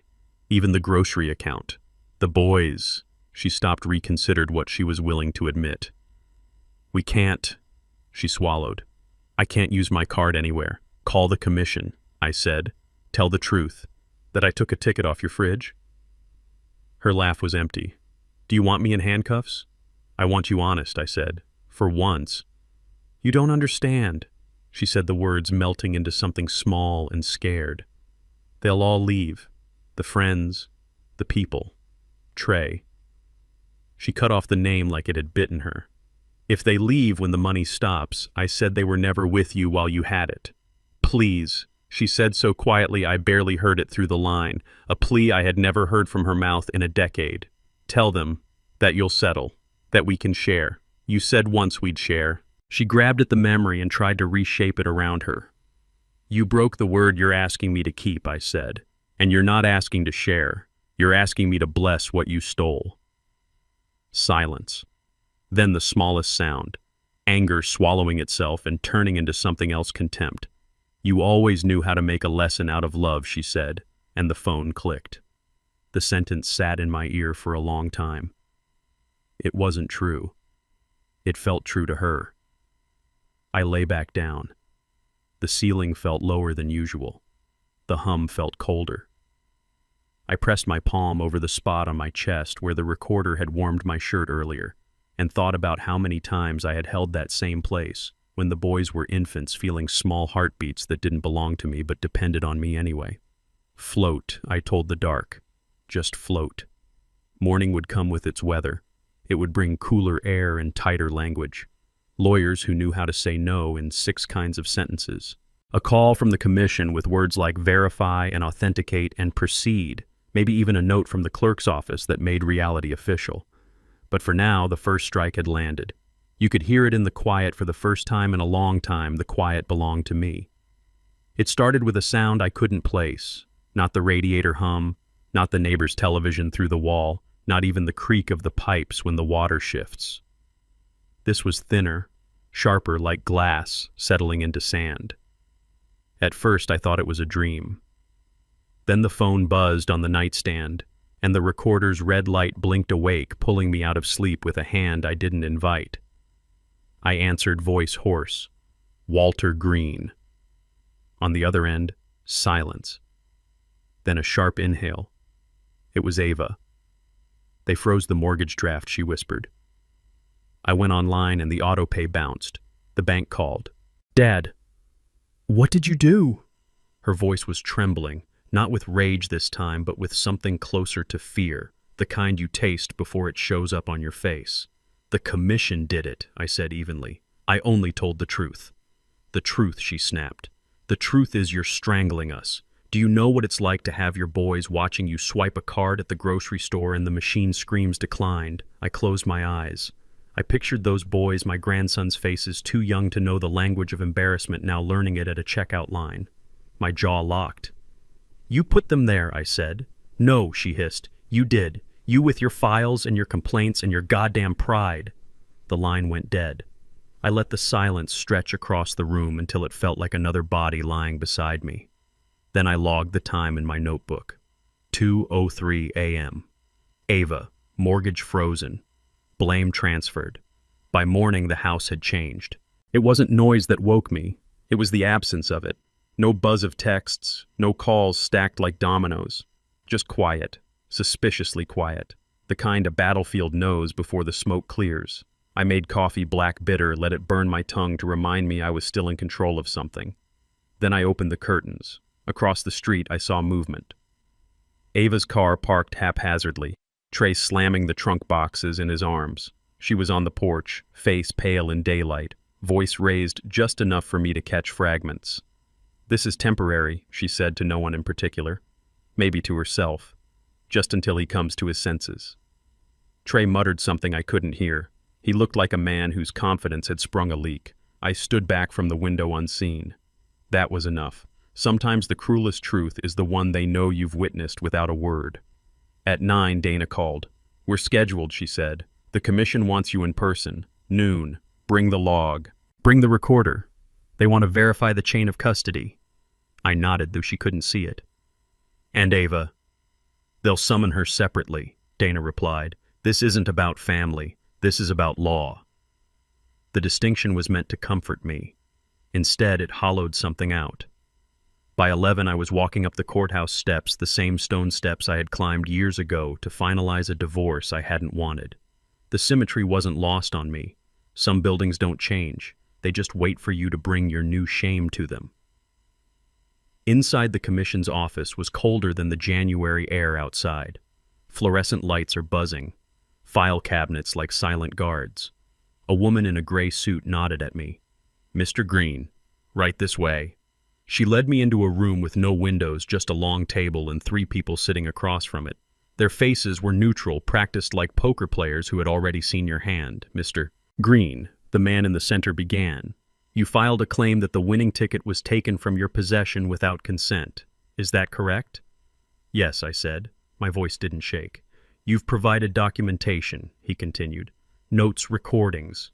Do you affirm these are accurate and unaltered? I do. They asked about the night I bought the ticket, where I stored it, who knew it was there. Each question sliced time into neat squares. Each answer stitched them back together. Finally, the woman on the left leaned forward. Mr. Green, if this investigation concludes in your favor, the funds will be released solely to you. Are you prepared for the consequences of that? I thought of Ava's voice breaking at 2 a.m, of Trey's clenched jaw as he carried boxes, of the boys watching their mother lose at a grocery store. I'm prepared, I said. They nodded. We'll review. Expect contact within 7 business days. 7 days. An eternity when your life is held hostage by a number on a check. When I stepped outside, the sky had turned the color of old metal. Snow threatened. I pulled my coat tighter and started down the steps. That's when I saw her. Ava. Waiting. She looked smaller than I remembered. Or maybe it was just that I was finally standing tall. Dad, she said, blocking my path. Don't do this. Please. Do what I asked. Take everything. Leave us with nothing. You left me with nothing, first I said. Her lips parted, but no words came. For a moment, the years between us, the birthday parties, the scraped knees, the nights of whispered stories stood there asking us to choose them again. Neither of us did. Trey appeared behind her eyes, darting, scanning the street as if cameras were hidden in every corner. Come on, he muttered. This isn't helping. Ava turned to him, her face folding into something I hadn't seen in years, doubt. Then she looked back at me. You'll regret this, she said, her voice trembling. No, I said. You will. I walked past them down the steps, each footfall loud enough to be a verdict. By the time I reached my apartment, the snow had started. Tiny flakes, almost invisible, coating the world in a silence that felt like judgment. I set the recorder down, flipped through my notebook, and realized for the first time in weeks, I wasn't writing alone. The law was written with me now. But deep inside, another voice whispered a warning I couldn't ignore. The storm wasn't over. It was only just beginning. It started with a noise I recognized from another life, the slow, reverse beep of a tow truck. Long, unembarrassed, the sound a machine makes when it isn't ashamed of taking something back. I was at the kitchen sink rinsing a cup I'd already cleaned when Frank called. Walter, he said, voice low like a man calling from inside a church. They're taking the convertible. I moved to the window, careful not to tug the blind. Across the street, under a sky the color of a nicked spoon, a tow truck had its bed slanted like a tongue. The shiny car Ava had posted with a caption about manifesting success sat at an angle that made it look surprised. A man in a knit cap hooked a chain, clicked it twice, and looked at no one. Trey paced on the sidewalk, hands flapping in a rhythm I'd seen in men who had lost the room. They're not fighting, I asked. Frank took a breath. Words only. He keeps saying, it's a lease, like saying it changes the math. She won't meet his eyes. Thank you, I said. I'll let you know if it turns into a show, he said, and hung up before either of us had to say that we'd seen enough shows already. My phone buzzed on the counter, an email subject line in clean bureaucratic font, escrow status on hold. I opened it. Dear Counsel, it read, under your request and notice from the State Lottery Commission, disbursement is suspended pending verification. Please be advised that possession before closing is not authorized by this office. The words lined up like fence posts. I didn't need to decorate them to feel safe behind them. At 7:22, Bernie texted Marta, checked again. Still no deed. Your lane is holding. A minute later, eat something. The woman knew which part of the day went first. I put bread in the toaster not because I wanted it, but because the small heat helps. The house stayed quiet in a way that didn't feel like mercy. Around 8, the quiet broke. A clatter in the hallway, the dull thud of something heavy striking a wall. Then a single knock, firm flat, as if the person on the other side wanted to prove they could knock without desperation. When I opened the door, Trey filled the frame. He had the look of a man who'd been chased by his plans and didn't like the hunter he recognized. Behind him, the hallway smelled like wet wool and fear. You think this is over? He said without hello. You strangled her. You strangled us. I stepped back without inviting him in. Don't mistake the door for a confessional, I said. Say what you came to say and leave. He smirked, but it was more mouth than belief. You know what the internet thinks. They think you're cruel. They think you're stealing a future from your blood. The internet will move on to someone else's fire by dinner, I said. The truth won't. He leaned forward, lowering his voice.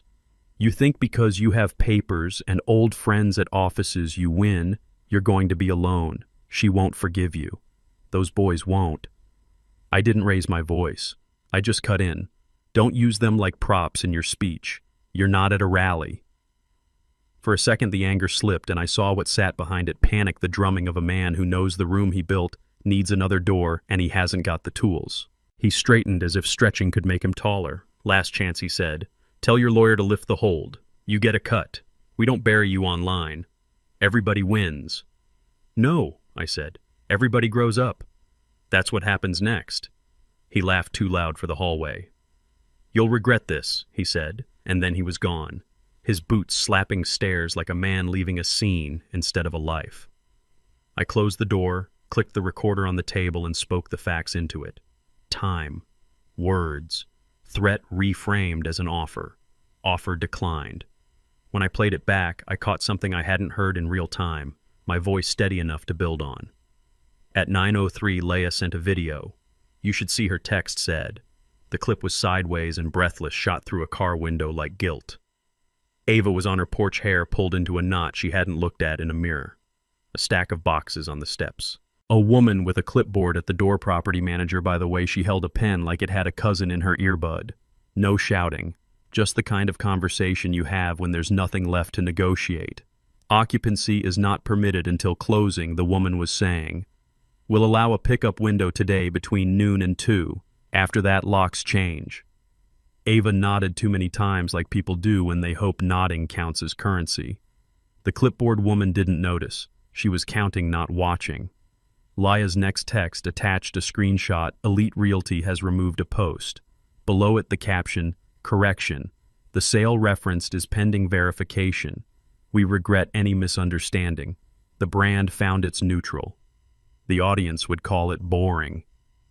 Boring is what rescue looks like from far away. By 10, Dana called.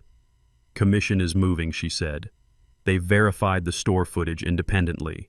They want your original penmanship sample signatures from the last 12 months. Bring a check register if you have one. I do, I said. I keep a book. Of course you do, she said, and there was warmth in the of course. Also, they're drafting a public clarification. No date yet. Could be fast. Keep your phone on. And Walter, you might get journalists sniffing around. You say nothing. I've been practicing nothing all my life, I said. She laughed once quickly. The noon hour pinched. Snow flicked against the windows like static. At 12:11, the building's buzzer went twice uncertain. I pressed the intercom. It's me, Ava said. No staging, no preamble, just the word that used to be enough to open any door I owned. I pressed the release. The click sounded like a decision. She came up the stairs slowly as if each step might move under her. When she reached my landing, she looked past me into the apartment the way a person looks into a childhood room they've already sold, checking what they forgot to feel.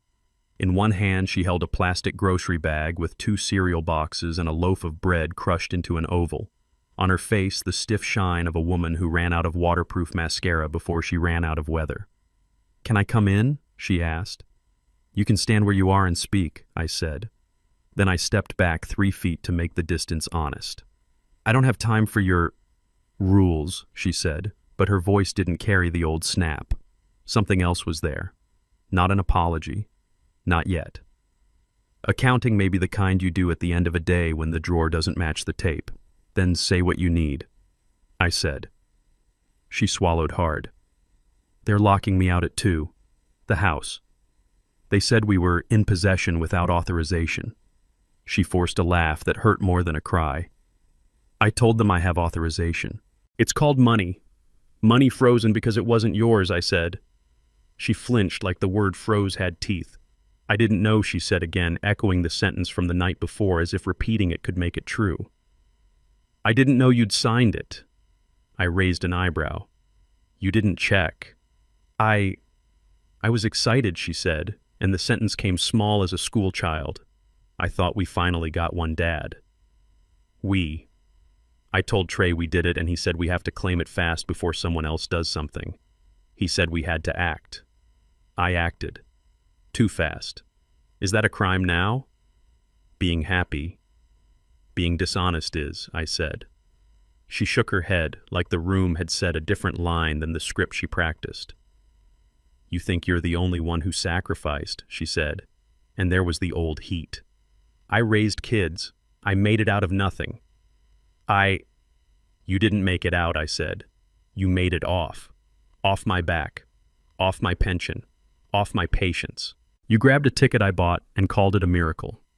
Miracles don't come with other people's signatures on them." We stood there, 2 statues that people had to walk around. Down the hall, someone's radio murmured a commercial for a furniture sale that had saved the same percentage since 1987. "Life doesn't change as much as it repeats. If I sign something," she blurted, "if I tell them I took it without looking, can you tell them to go easy? If you tell the truth," I said, "you'll feel something you haven't in months ground." She laughed, short, bitter. "You think this is about feelings. It's about a house, Dad. A house with rooms I could breathe in." It was the first time I walked in and the air didn't smell like someone else's cooking. "It smelled like someone else's money," I said. She looked past me to the table where the binder sat. Her eyes lingered on it the way a child looks at a closed box they know contains the thing they're not allowed to touch. "I don't want to fight," she said, voice thinned out. "I can't fight anymore. Trey's gone." She tried to say it like a shrug and failed. He took a bag and left. Said he can't be part of legal trouble. He was on my couch with me when we said we were partners, but he can't be near a phone call when it's not applause. I felt the pity arrive like a stray dog that keeps finding the door you won't lock. I didn't open it. "I'm making sandwiches," I said. "If your boys are hungry, send them up. They can eat at my table. You and I will talk with a third person in the room, Dana. Or we don't talk." She stared a second like the offer was in a language she only half remembered. "They're with Laya," she said finally. "She took them when the power company called. She didn't want them to see me panic." I nodded once slowly. It felt like we'd both walked past a place where a different kind of story would have turned. She shifted the grocery bag in her hand and held it out. "This is nothing," she said. "But it's all they let me get. I paid in cash. Coins. Keep it," I said. "You'll need it." She drew in a breath through her nose, steadying herself on pride. "I didn't come for your mercy," she said. "Good," I said. "I don't give it. I give instructions." That got through. Her eyes sharpened old habit, remembering I had been the one to explain forms and processes and expiration dates. "What do I do?" she said. And it wasn't defeat. It was finally a question whose answer might move something. "Call Dana," I said. "Tell her you're ready to give a statement. Call the commission and ask for your interview. Bring whatever cash is left and ask them how to hold it. Pull down the posts. Not because they make you look bad, but because they make you feel untouchable. You're not." "And you," she said. "I'll do what I said I'd do," I said. Tell the truth. That's the whole job. Her chin trembled once. She caught it in her teeth. I hate you, she said, but the words didn't land. They hovered and looked for somewhere to roost, then gave up. She made it 2 steps down the hall, then turned back. Do you remember the porch swing? She asked to the doorframe, not to me. The one you always said you'd buy if it ever worked out. I remember, I said. I wanted to surprise you, she said. Before it all, you wouldn't have liked it. White and fancier than you do. But I wanted to try. She bit down on her bottom lip and walked away before the rest of the sentence could decide what kind of sentence it wanted to be. I closed the door gently. The apartment tensed and then relaxed like a body after a shot. I made sandwiches anyway. I wrapped them in wax paper because kindness sits best in something that doesn't leak through. I texted Laya, I have food. Tell the boys they can visit if you bring them. She replied with a heart and a sentence. We're okay. They're watching cartoons. Thank you. At 2, the lock change happened across the street. No drama. A man with a tool belt and a tube of weather stripping. Ava stood on the sidewalk with a trash bag that sagged like a tired lung. The property manager handed her a form. She signed. Her hand shook only once. At 3, the news crawl changed. No longer routine verification. Now Lottery Commission schedules clarification regarding disputed $10 ticket. Press availability tomorrow. The word tomorrow lifted off the screen like a date you don't want to circle but do. Bernie called first. You ready for that word? She asked. I don't know what ready means anymore, I said. It means you keep your lane, she said. Facts. No speeches. Let the official talk do the talking. Dana called next. They'll ask you to make a brief statement, she said. We'll write it. It will be 1 line. I purchased the ticket, signed it, and followed the commission's process. Full stop. Do not add color. Color stains. Understood, I said. Walter, she added, and her voice held something like respect softened by care. If she calls tonight, you don't meet. Not before morning. No corridors, no parking lots. If you need to hear a person's voice before you sleep, call me. I'll be fine, I said. Being fine is a lot to ask a person, she said gently, but you're doing it anyway. At 4, the snow decided to get serious. It came down with intent, rewrote the sidewalks, hushed the distance between buildings. I made coffee that didn't need me to love it back. I opened the binder not because anything in it had changed, but because looking at order calms a mind that has watched too much disorder. At 5:30, the boys' cartoons bled faintly through the wall. The sound was pure enough to sting. I let it. At 6, a knock I recognized. Not light, not heavy. Frank. I opened it, and he handed me a folded piece of paper. Found this on the porch over there, he said. Looks like it was meant for you. Or maybe it wasn't. I'm not good at intended audiences. He stared at my face for a second. You're doing right. He left me with the paper. I unfolded it. Ava's handwriting, the same tilt from when she used to leave me grocery lists with hearts over the eyes. Dad, I won't call again. I said everything I could say for now, and you said everything you needed to. Tomorrow, do what you have to do. I'll be watching. Not because I want to, because I have to learn how to watch you be the kind of person I forgot you were. Ava. I stood a long time with the note open in my hands. It wasn't an apology, and it wasn't an attack. It was a sentence with its mouth closed finally. At 7, I ironed a shirt. The movement was old and my arms automatic. I set my shoes by the door and polished them with a rag that used to be a t-shirt that used to be a day between jobs. I laid the binder in my satchel. I checked the recorder's battery as if it were a passport. At 8:30, the phone rang. Private. I let it go to voicemail. The message came short, Mr. Green. This is the commission. Press clarification at 10:00 a.m. tomorrow. Please arrive at 9:30. Counsel may accompany you. We will provide a brief. Thank you. I sat in the chair by the window and watched the street turn white. Somewhere a plow coughed to life. The world rearranged itself without asking permission. I spoke once into the recorder, not for the commission, not for Dana, not for history, for me. 9th day, I said. The house is quiet, the car is gone, the lock is changed, the post is corrected, the announcement is set. I paused. The part of me that wanted to bang on a door and demand to be loved is quiet too. I don't know if that's victory. It feels like a clean floor. I clicked the device off and listened to the room settle. The radiator hummed. The fridge clicked. Under it all, the old memory of waves I taught my daughter to hear. If she listened tonight, maybe they would say the same thing they said to me, it's just water. You float. Morning does the rest. Morning would come in a room with a podium and a seal on a banner. Cameras like eyes that blink light. A single sentence on paper I could hold in one hand. And after that, no theater, no bargaining. Only a door and my hand on it, and the soft final sound of it closing. The morning came gray and steady as if the sky itself knew something official was about to be spoken. I ironed my shirt again, even though there wasn't a crease left. Ritual steadies the hands. Shoes polished, binder zipped, recorder tested. I told myself, walk in like you're walking into the bank 30 years ago. Firm handshake, straight back facts in order. Dana met me at the entrance of the commission building. She wore a coat the color of steel and carried a folder that looked heavier than mine. You ready? She asked. I'm as ready as a man gets when his name is about to be stapled to a number I said. She smiled once. Good. Keep that dry tone. Reporters will try to bait you. Inside the lobby hummed with cameras being tested, microphones adjusted. A seal on the wall reminded me this wasn't a stage. It was a government building, the kind where words are archived, not just applauded. They seated me in the second row. Dana on one side, Bernie on the other, both close enough that their shoulders brushed mine. Across the aisle, Ava sat with her hands knotted in her lap. She looked smaller, like the air around her had shrunk her edges. Trey was nowhere. That absence carried more weight than his presence ever had. At exactly 10, a man in a navy suit approached the podium. The room stilled the way rooms do when everyone is holding their breath for someone else's sentence. Good morning, he began.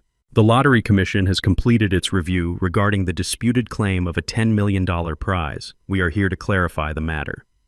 His voice was dry paper, but behind it stood months of process. He clicked a page. Our investigation confirms the ticket was purchased at Grant's Market by Walter Green.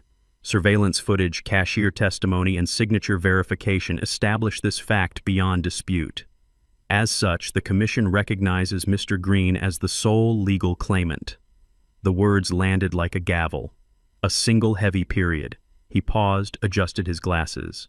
Any assertions to the contrary were made in error, and we regret the public confusion. The prize will be dispersed following standard procedures. That concludes the Commission's statement.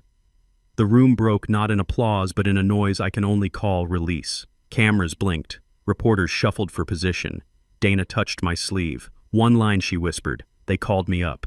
The podium light was harsher than the winter sun. I leaned in, saw my reflection faint in the glass of a teleprompter. My name is Walter Green, I said, steady. I purchased the ticket, signed it, and followed the process. Thank you. And then I stepped back. No color, no flourish, just the facts the way they were meant to be. But as I turned, I caught her eyes. Ava. Her mouth trembled like she had 1,000 words, but no safe place to land them. I expected anger. What I saw instead was something quieter, an emptiness learning it had to fill itself. Reporters swarmed as Dana ushered me out a side door. Flashbulbs tried to catch my face, but I kept it calm. Bernie chuckled under her breath. You looked like a man giving weather updates, she said. Truth is just weather, I replied. Some folks like it sunny, some don't. Either way it arrives.